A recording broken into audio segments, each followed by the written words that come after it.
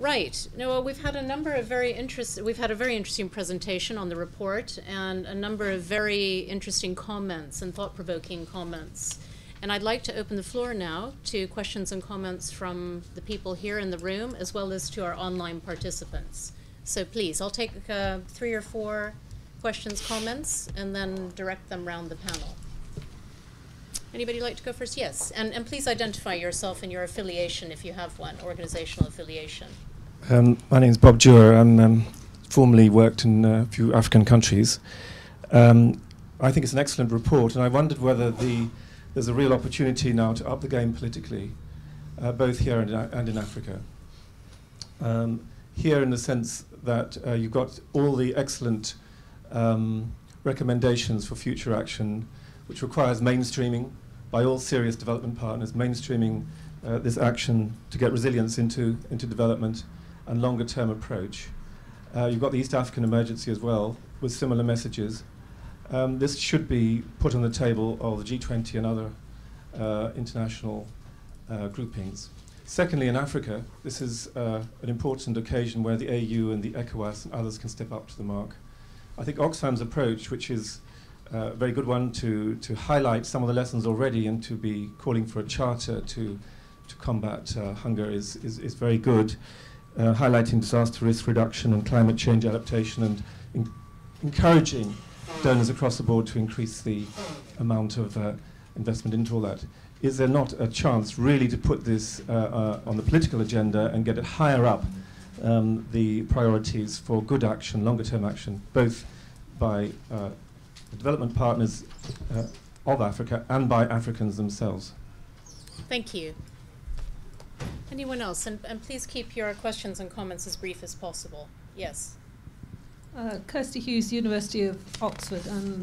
Last year, I was, at the time of the 2010 crisis, I was working for Oxfam in coordinating our campaigning in the Sahel in the acute phase of the crisis. So my comments are definitely as me, not as Oxfam. I wouldn't want to implicate them in my views today, though they may not be too dissimilar. Just a couple of comments on the acute phase of the crisis, and then one question on the longer run development issues. It seems to me a couple of speakers have mentioned the importance of government recognition of the problem, and I think that's absolutely right, and we saw that last year. Chad admitted it and then denied it. Mali never admitted it. Niger admitted it late, but after there was the coup, and that helped. I just wonder about the issue of international pressure on governments. It's obviously very difficult because actors on the ground, like ECHO, don't want to destroy communication and relationships with government, but I think there is a real issue there about the different actors being a bit nervous, understandably but unhelpfully, to put pressure on. Second quick point on the acute phase. I mean, I agree with Brian that it was better than 2005, but it was also quite shocking in a way, I think, for me at least, to compare some of the acute phase 2010 to 2005. The extraordinary scramble last July when the WFP went in weeks in July from saying it was 2 million in need to 4 million in need in Niger to 8 million in need in a matter of weeks, and something very similar had happened in 2005, and Oxfam, at least from the spring, had been saying 7.5 million. So I think there is a real issue there about that. Not just, Camilla, you were talking about March, but even then, as late as July, there was reluctance about pipelines and whether they could be speeded up, a sudden switch to cash, and whether access could be had in Chad and so on. So I mean, I would quite a bit disagree with Paul. I suspect other people would on the equivalence of cash and food as just about inadequacy. My last point, question. I don't know if there's kind of agreement or disagreement in the room. We've heard about helping the bottom third. We've heard about integrating and the problems of integrating humanitarian and development. But what I haven't quite heard enough, maybe it's in the report, is these are the poorest countries in the world. Everything is wrong. You look at it systemically, everything is wrong. So the flow chart's very interesting, is how on earth do you tackle so many vicious circles? So yes, we may need to tackle the bottom 25 to 30%, but it's not a case of neoliberal growth model simply wrong. There's a problem of growth of the whole economy and society that 50% are vulnerable. So I just wonder if some of the panels in their response, that's that overarching development that is absolutely failing to get going for the whole economy and society, and not only for that bottom 30. And as I say, I don't think you have to just believe in trickle-down growth to think that matters. Thank you. Thank you. Anyone else? This gentleman over here.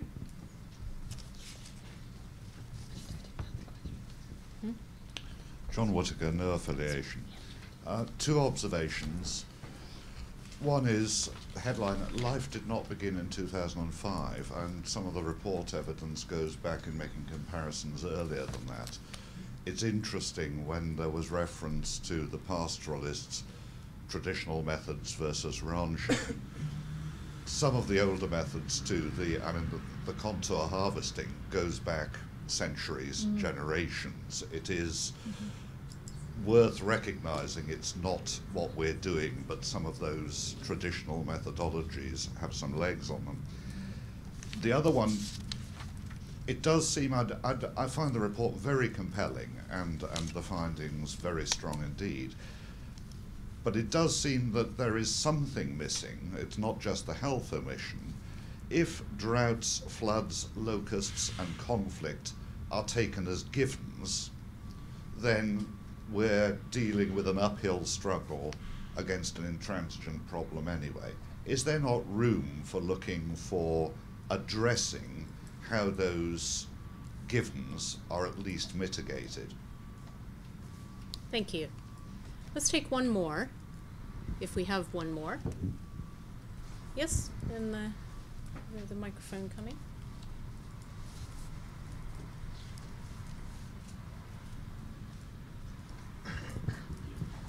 Tim Midgley from World Vision. One of the things that comes through very strongly in the presentation and in the report is that there are these early warning systems out there, and these events aren't coming as a surprise. And although there are some problems with them, you know, they're still there. The problem is often the political will to actually scale up and do more. So I would just be interested to hear a bit more about what different kinds of actors can do to help address this particular problem and look at the political will issues for increased action. Okay, thank you. Let's go with those 4 questions. I'm going to actually ask each panelist just to respond to those questions that they have a particular interest in. Shall we start with Peter? Thank you. Start with the last one first, political will, which I think was mentioned. Sorry, Peter, and you don't have to respond to all of them, but just the ones that you... I think the one institution that we haven't mentioned a lot yet during this discussion is the United Nations. And I fully understand the difficulties, and I know that even part of the NGOs in Niger, there was one NGO that actually literally had to change its name because its name was Action Against Hunger, and we couldn't use the word hunger in French, and they had to change it to something else because it was politically incorrect to use hunger. And in that type of situation, you know, you can be critical from outside, but when you're inside and you're dealing with the pressure of working with government, especially as an NGO, it's quite intimidating. And even, I suppose, for donors.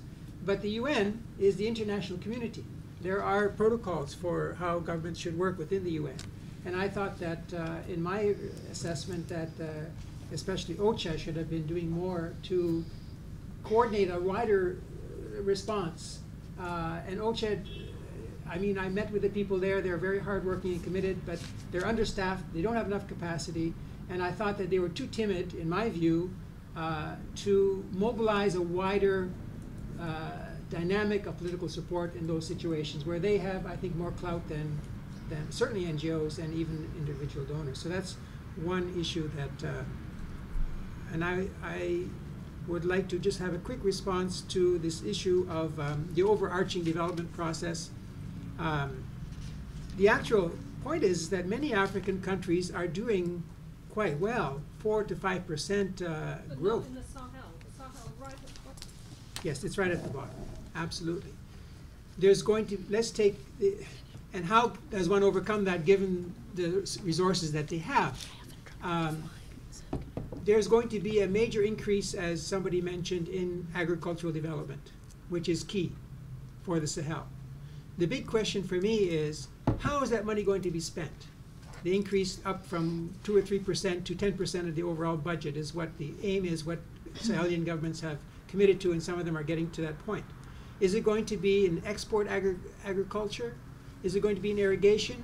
Or is it going to be dealing with the mass majority of peasant farmers who are not getting any support, who don't live in favored areas?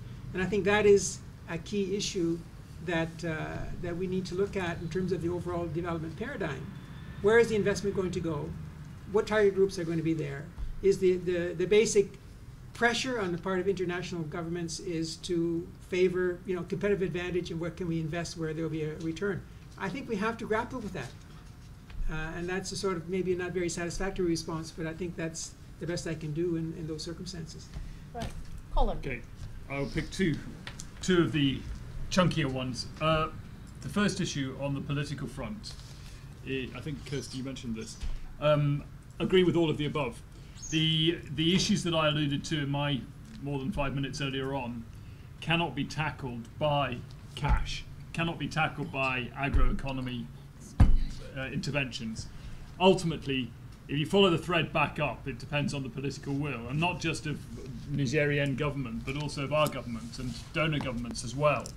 And our Secretary of State has acknowledged this, and we've got in the margins of UNGA, he's pulled together a group of political champions for resilience, which include Georgieva, which include Josette Sheeran, which include a few others.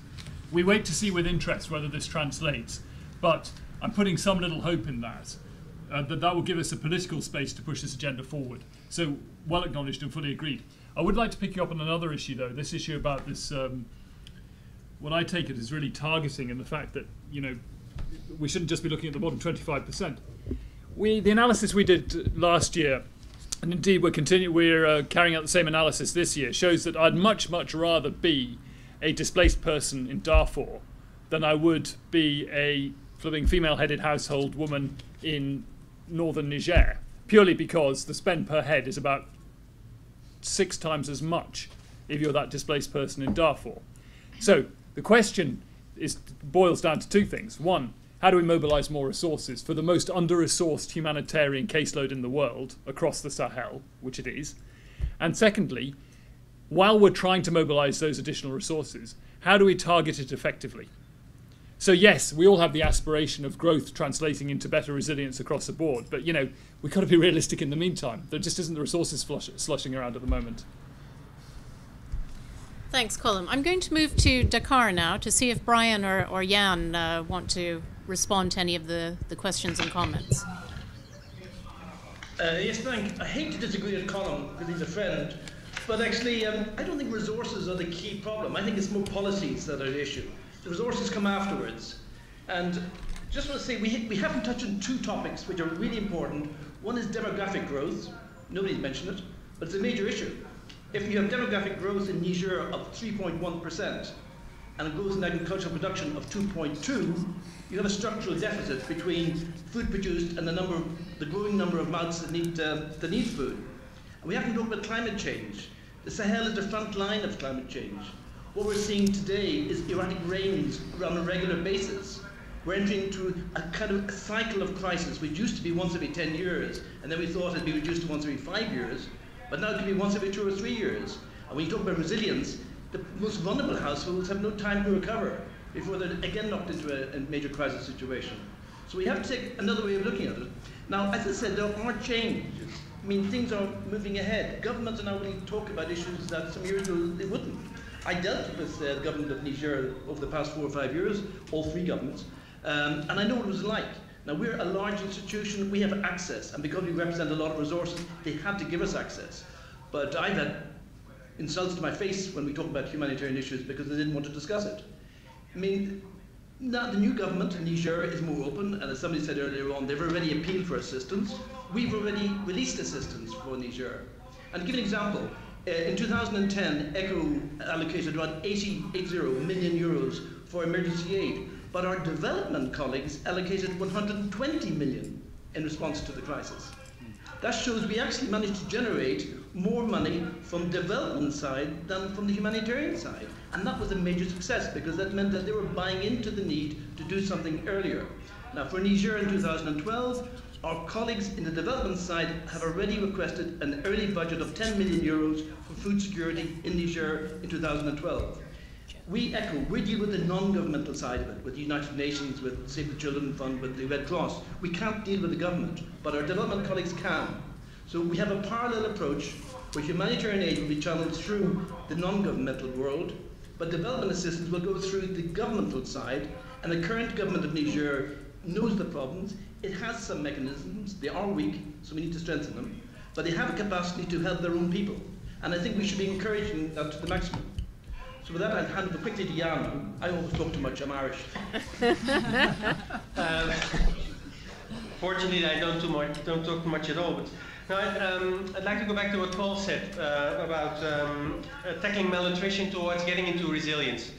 That is very interesting, not only because it was also our entry point, but something which is extremely valuable now is the targeting part. It has to, you go into the detail of the targeting, and the household economy analysis has helped us to look at food security and livelihoods in another way and linking it to nutrition. It's important because we don't have enough resources in any way in those countries and in the world, so we have to make better choices, and targeting on the basis of nutritional outcomes is something that we have to do better. And then you go back to those different components that not any one agency has to master, but try to get into a plan in which all those different capacities can come together. I was in terms of successes with some of our NGO partners, we managed to scale up cash from the end of 2009, in particular with Save the Children and Concern, and those are very good things. And we have to stress on that, and we have to try to make that, to mainstream that into practical action. What is lacking, we have many plans, nice plans on the government levels and between ourselves, but what does it mean in terms of putting this on the ground in real effective action? We have a lot of grounds to gain. Finally, what has not been mentioned in the discussion here is the immense importance of having an idea of the regional situation in terms of markets, prices, food availability and surpluses. A large part of that the eastern basin of the Sahel in 2010 didn't become a major catastrophe, to my opinion, is that we have continued flows of commercial food going into those countries throughout the hunger gap. That didn't happen before, and humanitarian action could never have sustained that. We talk about 100 and 150,000 tons a month. Will this happen in 2012? It is a real worry. We have to look at the larger picture to know where we are in terms of humanitarian response, but the entire response by people and the markets to the crisis. Thank you, Jan. Thank you. I'm going to ask Camilla to respond, and then is Joe still with us in Rome? No, okay. All right, Camilla. Yeah, I am. I'm still here. I came back. Oh, you're still there. Okay. Well, I'm going to ask Camilla to go first, and then we'll go over to Joe in Rome. Okay. You'll be last, but not least. Okay, just picking up on some of the questions. I think there were two. One was about mention the Charter to End Extreme Hunger. I mean, it's all about influencing and really gaining political will to act earlier. And I think many of our organizations are working closely with regional bodies like the SILS, which has as its mandate to fight against drought in the Sahel. And we are working closely with them. We're working closely on sort of improving the tools, the early warning systems, gaining that consensus. And I think they have, as a body, the power as well to influence their own. I mean, they are an interstate regional body, so they also have the ability to influence their own governments and so on. So I think there is scope, and I think I'm quite optimistic with the latest developments, at least, to really influence some of the key governments that we're talking about. I think there are some real challenges, as you mentioned, places like Chad, and where, you know, fragile states. And again, we're looking at various ways of dealing with those. And I was thinking actually that Paul might be a good one to talk about that, because you've done so much work also on working with fragile states. And you might want to say something about the work that you talked about around social protection in fragile states. Yes, you can carry on, Paul. Joe, you Sorry, don't mind waiting. deflecting. Yeah, I'm not sure we'll talk about that. But anyway, I wanted to pick up in all of the questions in a way. We're talking about the sort of politics of response. And Kirsty, you were talking about sort of international pressure in relation to government recognition of the problem. And I think that way of framing it is part of the problem in a way. At the moment, the message to governments is crudely put, you, the government, are failing, so you need to let us, the international system, come in and deliver relief aid. And it's not surprising that that is a politically very difficult message for governments to deal with. And so I think what we need is to have different ways of working with states on how we respond to crises, different ways of appealing, different ways of triggering international assistance, so that that antagonistic relationship starts to change to a more constructive relationship that it respects Paris principles of ownership and alignment. And clearly that's going to be easier with some governments than others, and there's always, there are always political challenges in doing that. But at the moment, too often we're stuck in a slightly antagonistic mode. And that, I guess, links to the whole debate around fragile states. So there's some interesting political momentum around G7 plus, new sort of self-declared movement of fragile states, the Monrovia roadmap, where they're talking about peace building and state building, moving to Busan with a desire for a sort of a political commitment around fragility compacts between donors and fragile governments about how they can work better together. And so I think we could, as humanitarian actors, think where we fit in that broader discussion about international engagement with fragile states. There might be scope for a more productive relationship in how we relate to governments. Thank you, Paul. Joe, sorry, I said you were going to go after Camilla, but it made more sense to have Paul go next. Go ahead. That's all right. Great. So on Chad, Chad was neglected last year with the food crisis situation compared to Niger, and that was partly because there are fewer donors in Chad and fewer NGOs. There's a lack of accurate data, and it was difficult to get access distributing food to the places that most needed it. And in the past couple of weeks, we've seen the Global Hunger Index report being released, and that's saying that Chad is still at a level of extremely alarming. It hasn't improved according to that index. So donors need to invest more in Chad. And then the other point about East Africa and putting food security higher up the agenda. So we've seen the famine in Somalia provoked a never again attitude. So NGOs have led this charter to end hunger, which many have signed. And so we need to use that political momentum.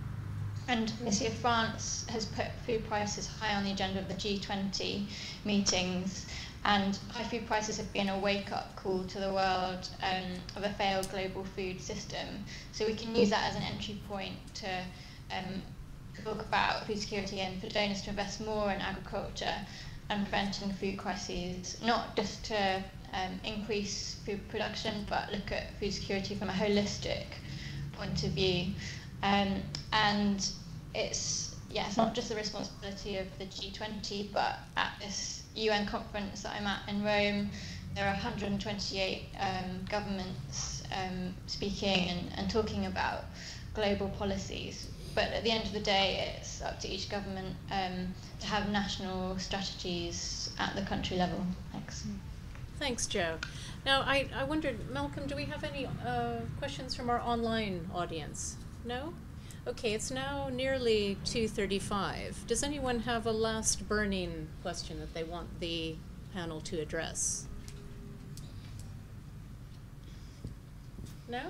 We've covered everything? Okay. Well, Peter, did you want to have the last word? No. Well, I just want to thank you all for coming today. I think it's been a really interesting discussion. The report is excellent and something that I hope you're going to find very useful and interesting, and take forward the recommendations as they apply to your organizations and your areas of influence. I hope you'll join us also for refreshments. We're going to open this wall in a minute, I think. And so it's a good opportunity to carry on talking and discussing these issues. Thank you very much. Let's give them a round of applause.